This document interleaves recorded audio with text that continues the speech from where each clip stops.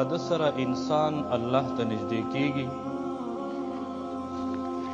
رسول الله صلی الله علیه وسلم ته نږدې کیږي. د هغه د سترګو حفاظت کیږي، د هغه د غوږونو حفاظت کیږي، د هغه د جسم حفاظت کیږي، او الله ته راضي کیږي، رسول الله ته خوشاله کیږي، او جنت ګټل او جنت حاصلول او جنت ته تلل هغه ورته اسانیږي. نو اسلام خو مونږ ته دا وایي چې واده انتهایی آسان دی. نکاح کول دا انتهایی آسان عمل دی، آسان کار دی، او په تاریخ کې په کثیر تعداد باندې داسې واقعات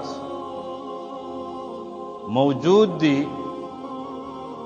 چې امت ته هغوی په خپلو اعمالو سره ښودل چې واده او نکاح کول دا څومره آسان عمل دی،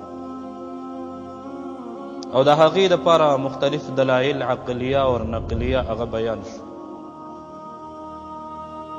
نن په معاشره کې د ټولو نه ګران کار، د ټولو نه مشکل کار، د ټولو نه سخت کار هغه نکاح کول او واده کول دي. بدقسمتۍ نه کله چې یو سړی د نکاح خبرې شروع کی او د واده خبرې شروع کی، نو څه کسان داسې دي چې هغې ته انټرنیشنل سوالګر ورته ویلی کېږي، انټرنیشنل بیک مانگنے والے. که چېرته یو سړی سوال کوي په سړک باندې، په دکان باندې او په جومات باندې، نو ټول ورته سپک ګوري، وایي دا سوالګر دی. خو که دغه سړی صرف دومره وکړي چې صورت او شکل لږ بدل کړي او دغه سوال طریقه جدا کړي، نو ټول پې فخر کوي. دا هغه انټرنیشنل سوالګر، دا هغه دی چې د دیو په کور کې یو جنۍ وي او د دیو په کور کې رشته وي، نو کله چې دا جرګې له ورشي، کوم کسان د لور او د خور وینا کوي، د دغه وخت نه د دوی خېټو کې مروړ شروع شي، د دغه وخت نه د دوی سره حرص شروع شي، د دغه کسانو نه سوال کوي، ګوره یاره ته خو جرګې له راغلی، ته وینا له راغلی، تا به داسې کړی چې ځان سره به د یو 2 کریټه انار راخیستې وې، سیبونه به دې راخیستې وې، مټایان به دې راخیستې وې. دا خو داسې په اسانه باندې دا جرګې نه کېږي. نو بعض هغه سپین سترګې هغه ورته ښکاره وایي چې ته داسې خالي لاس راغلی، په داسې لاس باندې رشتې کېږي. لږ ځان به دې ګراولی وې، څه نه څه به دې راوړی، نو بیا به راغلی وې. او بعض داسې چې هغې کې څه نه څه حیا وي، نو هغې ورته صرف داسې وکړي چې په ژبه ورسره ونه وایي، خو سترغلي پرې راښکته کړي، تندی یې راترېو کړی چې وګوره دا خالي لاس راغلی. نو کله چې د جرګو سیسټم شروع شي، وایي نن به شي او سبا به شي، او ته خو زما ورور یې، یو کال پوره به ګورې. نو یو کال ته دا خوراکونه وکړي چې ښه خپله خېټه مړه کړي، بیا ورته وایي چلو دعا به وکړو. نو بیا په دغه دعا باندې تی خوراک کوي، صرف دعا شوې ده. بیا به خیر دی منګني به وکړو. مخکې موږ بیان کړي، بیا په دغه منګنۍ کې د هغوی نه خوراک کوي، سوال دی کوي، ځان ښه برابر کړي. نو صرف په وینا باندې م نه پرېږدي، په دعا باندې م نه پرېږدي، په منګنۍ باندې م نه پرېږدي. دغه انټرنیشنل سوالګر ورته وایي داسې چل دی چې په کال کې 2 اخترې راځي، دغه 2 اخترې به ته راوړې، دغه اخترو کې به ته د کشر نه واخله تر مشر پورې، د ماشومې جنۍ نه واخله تر نیا پورې، د خپل نه واخله تر پردي پورې. دې ټولو له به اختر کې جوړې راوړي، ښه کپڑے به ورله راوړي، سم خوشحاله چې بس مزدوري مې شروع شوې د مخکې به مې بچو له ګیندو له لوڼو له خپلو خپلوانو له او ځان له به مې کپړې اخیستلې پیزار اخیستلې اوس د بل ځای نه مې رزق شروع شوی دی نو بیا صرف په دغه جامو باندې هم نه پرېږدي دا کومه جنۍ چې مې درکړله لاړ به شي بازار کې به ښه مهنګترین چې بالکل نوی پیشن راوتی دی نوی کپړې د هغه کپړې به دغه جنۍ ته راوړې او یو ښه باکس به یې ډک کړی او ځان سره به د یو دوه درې زنانه هم روانې کړي او دوه درې سړي به دې هم روان کړي چېرته روانې کوتاعو بوتاعو چېرته روانې یاره هغه زوی ته مې هغه جنۍ کړو او هغې اختر دی هغه ورله وړم هلکه نو تا سره خو انډې هم درخسي دي په درجنو درجوبنو باندې دا چېرته وړې یاره دا انډې هم پکار دي دا زموږ رسم او رواج دی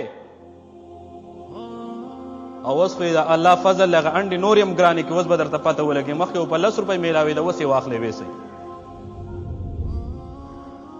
نو په دې کې به وړوکی اختر تیر شي 20-25 هزار روپۍ کم از کم دا په یو اختر باندې خرچه راځي بیا به غټ اختر راشي په غټ اختر کې هم دغه شانتې خرچه راځي ستا ډیوټي ولګېدله هر اختر کې به دغه کور ته ته جوړه وړي مټایان به وړي بسکټ به وړي کپړې به وړي زیورات به وړي پیزار به وړي دا ستا ډیوټي ده په اخترو دې نه معاف کوي که چېرته غم خادي و بیا به مرځي بیا به مرله سامان وړي نو دغه انټرنیشنل سوالګر چې زمونږ د پښتو په معاشره کې هغه په دې باندې فخر کوي فخر پہ مکه و آدھا گلاس پانی میں ڈوب کے مرنا چاہیے تجھے تا ته مرګ پکار دی د دې ژوند او زندګي نه تا ته په ځمکه کې خښېدل ژوندي پکار دي ته هغه انټرنیشنل سوالګر یې چې خلک په جوماتونو کې سوال کوي ستا کور ته چې ته څوک راشي ته هغه نه د سوال کوي دا یاد ساتل پکار دي چې سوال صرف په هغه صورت کې کولی شي په هغه صورت کې ستا دپاره د سوال کولو گنجایش شته دی چې د یو ټیم روټۍ در سره نه نو زیات نه زیات په 2 روټو باندې سړی مړیږي په 2 روټو سوال صرف ته کولی شي او تا سره چې دومره دی چې د یو ټیم روټۍ او خوراک شته دی تا سره او بیا دا ته سوال کې که دا ته په جومات کې کې دا ته بازار کې کې که دا ته په واده کې کې که دا ته په خوړه کې کې دا ته په دعا کې کې په کوم یو ځای او په کوم یو شکل او صورت کې کې د قیامت په ورځ به ته داسې راځي چې ستا په مخ باندې به غوښه نه هډوکي به د قیامت په ورځ به په داسې حال کې راځي چې ستا مخ به ټول زخمی زخمی د قیامت په ورځ به ته داسې راځي دا کوم سوال چې تا کړی دا تا ځان نه د جهنم دا تا د ځان د پاره د دوزخ هغه ګټې او هغه کاڼي هغه دې جمع کړي پښتون وروره لږ سوچ وکړه لږ فکر وکړه چې ځانه د انټرنیشنل سوالګر جوړ کړلی د لور په سر باندې خوري د خور په سر باندې خوري خېټه دې په سمه وپړسوله بچي دې په ماړه کړه لونه دې په ماړې کړي خاندان دې ټول ماړه کړه څه دې کړله لور دې ورکړله خور دې ورکړله رشته دې ورسره شوې ده نو دغه خوراکونه کوي چې کله بالکل کنګال بینک کی چې کله بالکل ورته پته ولګي چې هلکه دا شي کې نور څه پاتې هم نه دي ټول هم خالي کو صرف دا چمړه ورسره پاتې ده او د ده امید ختم شي د ده تمه ختم شي چې دا به ماله نور اختري راوړي یا به دا ما سره نور تعاون وکړي ما ته به هدیه او ډالۍ راکړي بیا ورته وایي راځه چې اوس د واده نیټه کېږدو که نه نو 2-3 کاله یې وخوري ښه ځان موړ کړي بیا ورته وایي راځه چې د واده نیټه کېږدو نو بیا په واده کې هم داسې نه پرېږدي د یو کور د جوړولو نه زیاته خرچه په یو واده باندې راځي او دا یاد ساتل پکار دی چې زمونږ په ودونو کې زمونږ په منګنیانو کې زمونږ په معاشره کې زمونږ په مړو او ژوندو کې چې څومره غلط رسمونه رواجونه دي دا د هندوانو نه پاتې دي. او چې څومره غلط رسمونه او رواجونه دي، 98% رسمونه او رواجونه دا د زنانو د وجې نه دي، او په دې کې 95% زنانه مبتلا دي. او دغه زنانو په باره کې رب العالمین څه فرمایي؟ ان کیدکن عظیم. د زنانو منصوبې، د زنانو مکرونه، د زنانو چلونه، د زنانو خبرې، د هغوی اشارات د شیطان د مکر نه هم زیات خطرناک دي.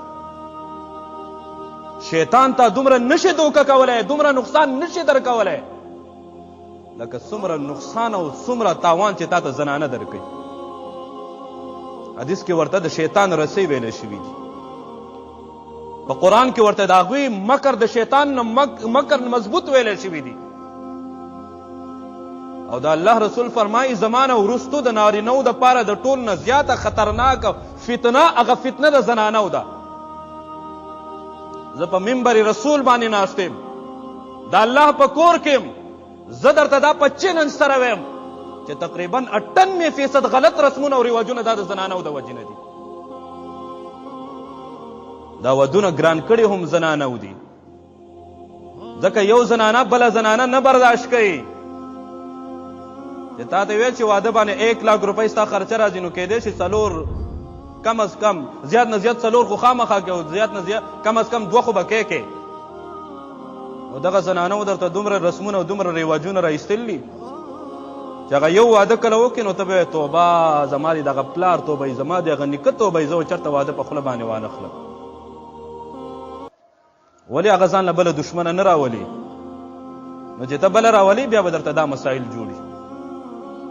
او که چېرته تا صحیح طریقې باندې کولی نو بیا به تا خامخا دویم کولی، ګناه به دې نه کولی. نو څومره چې غلط رسمونه دي دا زنانه کوي. اوس به راشو مسلې د جهیز ته. رسول الله صلی الله علیه وسلم 4 لونه واده شوي دي، او په 4 لونو کې هیڅ یو لور ته جهیز نه دی ورکړی. دا یاد ساتل پکار دی. د الله رسول ته ګوره څه ګران نه و، د الله رسول ته دومره زیات اسانو.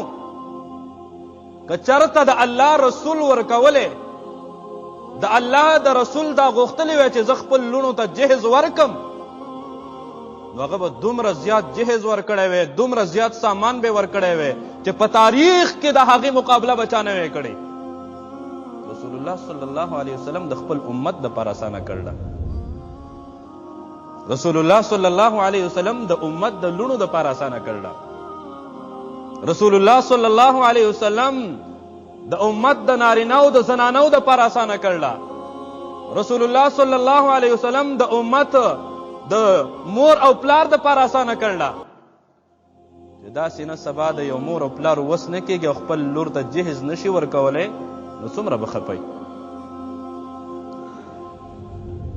کله چې حضرت فاطمه رضی الله تعالی عنها حضرت علی رضی الله تعالی عنہ ته په نکاح باندې ورکړه، رسول الله دې تپوس وکړ تا سره مهر شته دی؟ یا رسول الله زما سره خو نشته دی. وایي تا سره یو زعره وه، هغه څه شوه؟ هغه یې ترې راواخیسته، عثمان غني رضی الله تعالی عنہ ته یې ورکړه، وایي دا ویسه بازار کې خرڅ کړه.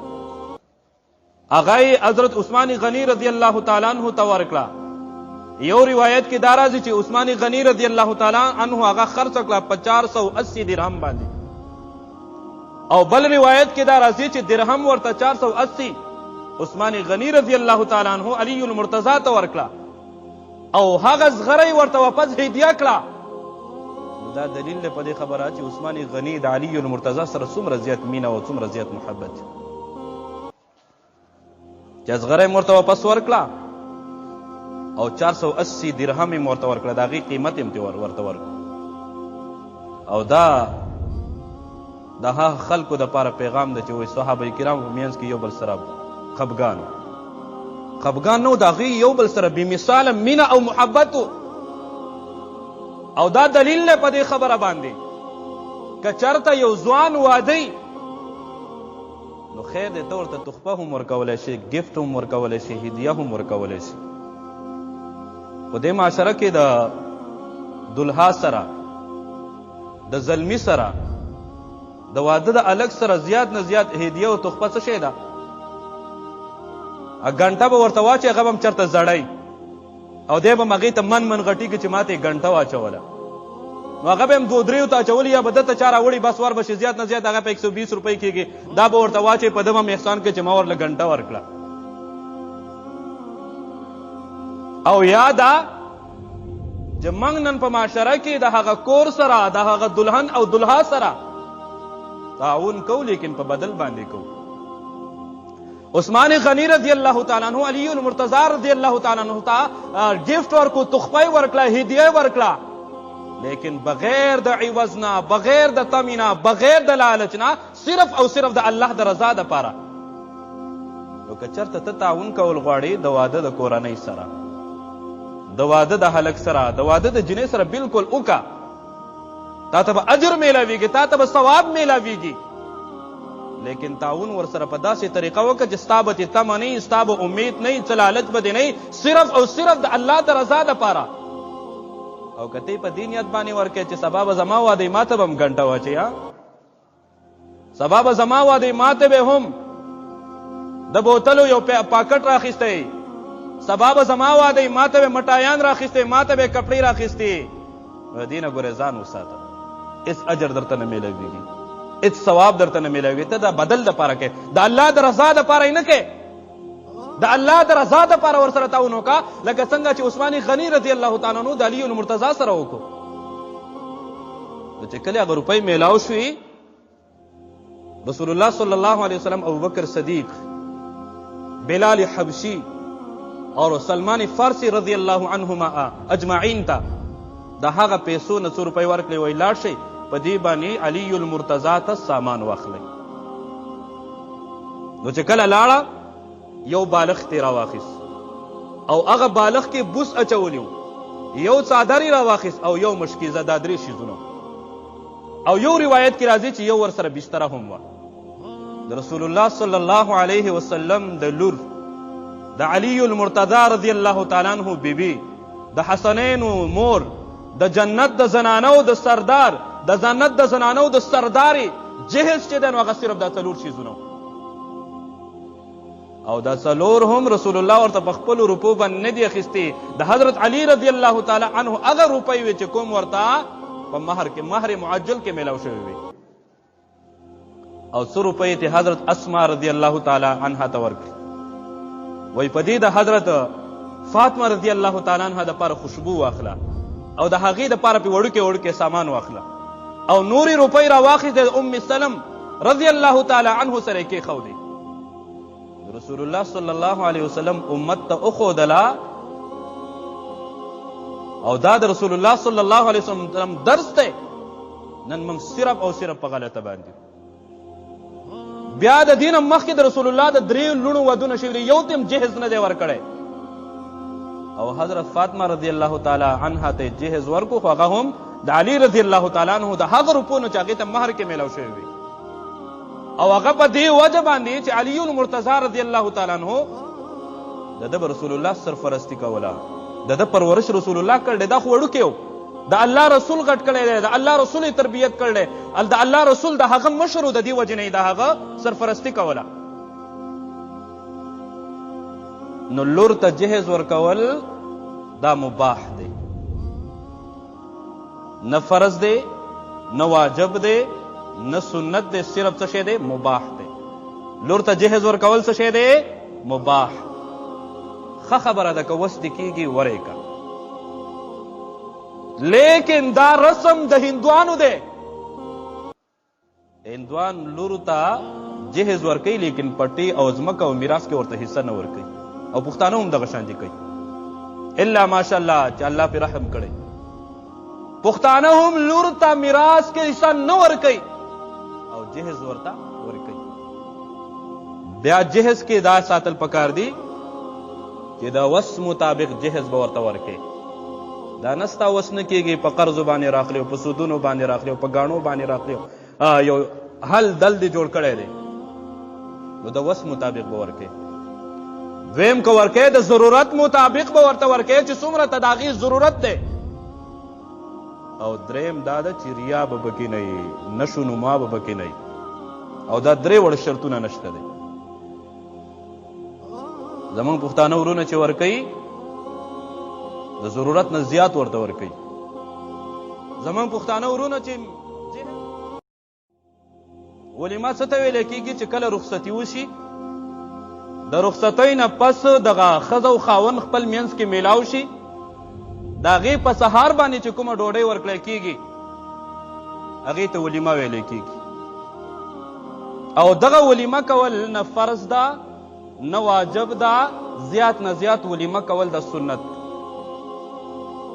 او سنت هم ده، لیکن په شرط دې باندې چې ته به ګورې سود باندې پیسې نه راخلې.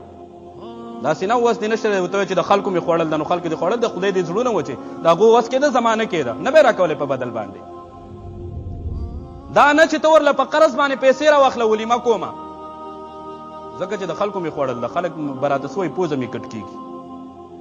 پوزه کټ کېږي یو نه 100 پیرې دې کټ شي. د چا دې خوړل ښه زبردست د ایمان کار د کړی، غیرت کار دې کړی، مه یې ورکوله، څه زور خو د باندې نشته، په بدل خو د نه وه. نو سود به نه وي، قرض به نه وي، او د طاقت مطابق به وي چې څومره یې طاقت کېږي بس ولیمه وکړه. ورسره دا شرط هم دی چې د ولیمه کې به ګوردیاکاري نه کوې چې خلک راته وایي چې څومره بهترین ولیمه یې ورکړه، څومره بهترین خوراک یې ورکړه. و یو کس هغه ولیمه کوله نو ښه بهترین ولیمه یې تیاره کړله، او چې چا به روټۍ وخوړه هغه ته به 100 روپۍ م ورکولې چې زه ګورم چې دا خلک خوشحالېږي که نه. وایي د خلکو ټول خوراک مې وکړو 100 روپۍ مې وړې لاړه. دوه کسان ناست وه، یو ته وایي چې هلکه زه خو ولیمې نه تلم 100 روپۍ م ورکولې او روټۍ م ورکولې. نو وایي چې څه شلید خو نه د 100 په ځای 500 ورکړ دی که نه. نو څوک هم درنه نه خوشحالېږي که ته مسلسل 3-4 ورځې دا ولیمه ورکې، که ته ورله نقدې پیسې هم ورکې بیا هم درنه نه خوشحالېږي. الله خوشحاله و، مخلوق دې خپل کار کوي، هسې هم درنه نه خوشحالېږي. نو ریا به نه کوې، تکبر به نه کوې، غرور به نه کوې. او په ولیمه کې به دا شرط هم نه وي چې مالداره به راځي او غریبانان به نه راځي. او نن که موږ معاشره کې وګورو د غریبانان ولیمې له څوک ځي؟ که څوک ځي د مالدارو ولیمې له ځي، او که چاته دعوت ورکوي هم مالدارو ته یې ورکوي، غریب خو به تشپاڼې هغه چاندې خالي لاس به رواني. او چې مالداره ورځي نو لږ به ډک ورځي، ځان سره به یې ګفټ اخیستی، تحفې به اخیستی، تخایف به اخیستی، دې ته به زیات خوشحالېږي. د هغې دپاره بیا کسان هم ودرولي چې هلکه ته ګوره چې کوم کوم ګورې خالي لاس راغی. بلکې هغې یو فهرست تیار کړی لکه څنګه چې جوماتونو کې سرسایي کې فهرست تیار شوي یا چانده کې چې هلکه څوک څوک چانده ورکوي، څوک څوک یې نه ورکوي، چې په دې جومات باندې لیست ولګو. نو ولیمه کې هم دغه ترتیب وي. هلکه ګوره پلانکي خان خو راغلی خو ګوره څه ورڅه وکړه خالي لاس راغلی نه چې راوړي سمسې راوړي او ما لیست کې لیکل دي صبر وکړه لیست به وګورم ډېر زیات او یو هغه پلانکی خو راغلی خو هغه خالي راس وای دی بیوقوفه دی احمقه دې ته خو زه 3-4 ولیمونه ورکړی وم په هر ولیمه کې مې ده ته ګفټ او تحفه وړوه دا زما د بچي ولیمې نه راغی ته سره تحفه او ګفټ نشته دی وای ناکاره په ټولو ولیمو کې ناکاره ولیمه دا هغه ده چې غریب پې بند شي او مالداره ته دعوت ورکړي هغه ډېر خلک وایي غریب تباه دی هغه هم دغه صورتحال دی د غریب مړی چې کله وشي څومره خلک ولځي د غریب واده چې کله څومره خلک ورلځي د غریبو چې کله درېیمه څومره خلک ورځي او کله چې د مالداره واده څومره خلک ور رواني څومره چې د مالداره کور مړی وشي هغه ته څومره خلک ور رواني د هغه په درېیمه کې څومره خلک ناستي نن ټول دنیا لالچي ده د خلکو نه تمه ساتي د الله رضا نشته د الله رضا پکار ده نو ولیمه کول دا سنت دی لیکن د شرایطو سره اوس دا خبره یاد ساتل پکار ده چې ولیمې هم هغه ولیمې نه دي پاتې ټوله شپه به پکې سندرې ویلي میوزیک موسیقي به چلیدلی او سار به اجي صاحب او امیر صاحب او مولي صاحب او پلانکی صاحب او پلانکی صاحب پرلتې به والي یا په کرسۍ باندې ناستي او ته به چې 3 ورځې روټۍ نه ده خوړلې سم په نیت د جهاد به ورته لګېدلی هلکه د الله باندې لږ سوچ خو وکړه، لږ فکر وکړه، لږ تپوس خو وکړه. ټوله شپه یې د رب العالمین نافرمانیانې کړي. که د چا وس کېږي نو هغه تورسري راوستی دي. دغه تورسري په خپله اجرا په خپل بیټک کې د ټولو خلکو مخې ته ودرول دي. خپلې تورسري په کور کې کېنول دي. هغې چې کله د کور نه وځي بغیر د برقې نه یې نه پرېږدي. او دغه پردی تورسري دې په روپو باندې راوستې ده، په پیسو دې راوستې ده. د غیرت نه خلاص. انما المؤمنون اخوه.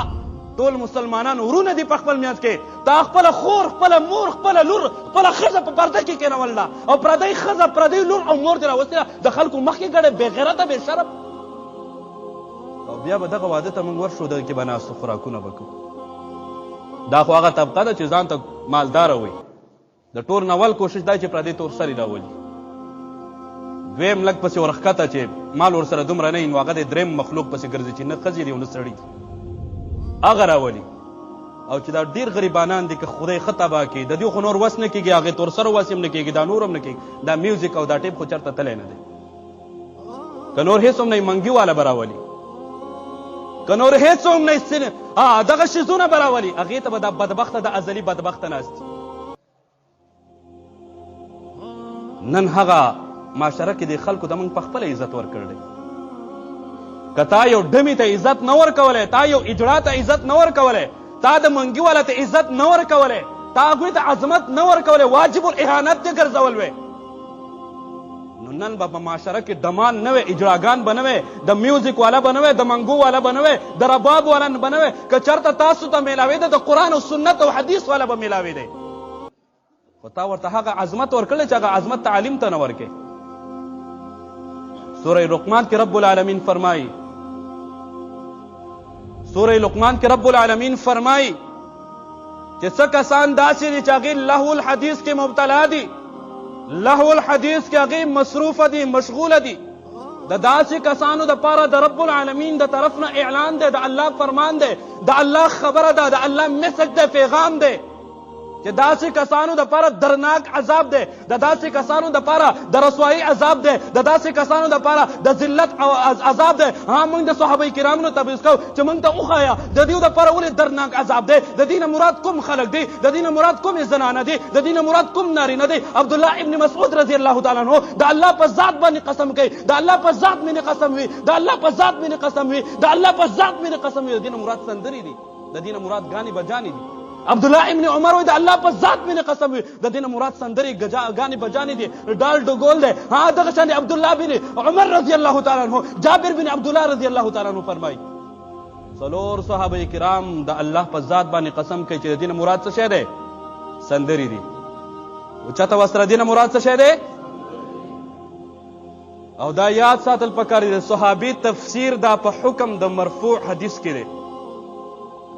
نو لہذا تا په واده کې ټوله شپه میوزیک لګول دی، تا په واده کې ټوله شپه ګانې بجانې لګول دي، تا په واده کې ټوله شپه پردې تورسري ګډول دي، تا په واده کې دریم مخلوق ګډولی دی. نو ته به د الله نه ښه ورځ بیا مومې؟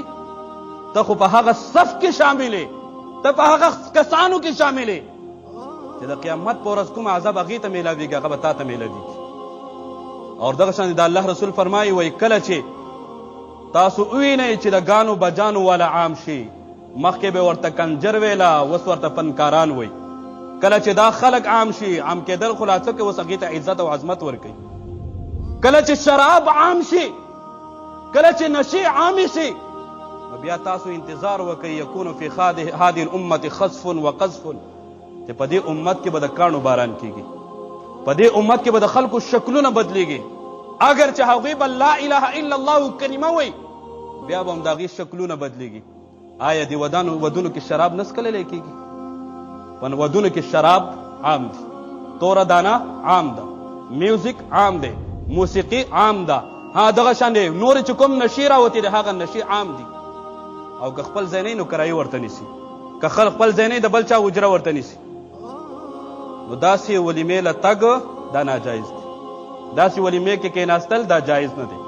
البته که ته داسې ولیمې ته لاړې او کېناستې او تا ته په هغه ټیم کې پته ولګېده او ستا وس او ستا طاقت کېږي فوراً ترې راپاس که ستا ورسره چېرته رشته ختمېږي نو چونکې رشته ختمول دا غټه ګناه ده نو بیا ورسره کېنه خو په زړه کې د دغې نه نفرت وکړې چې کوم کار دې کړی دا دې ښه نه دی کړی دا خو د عام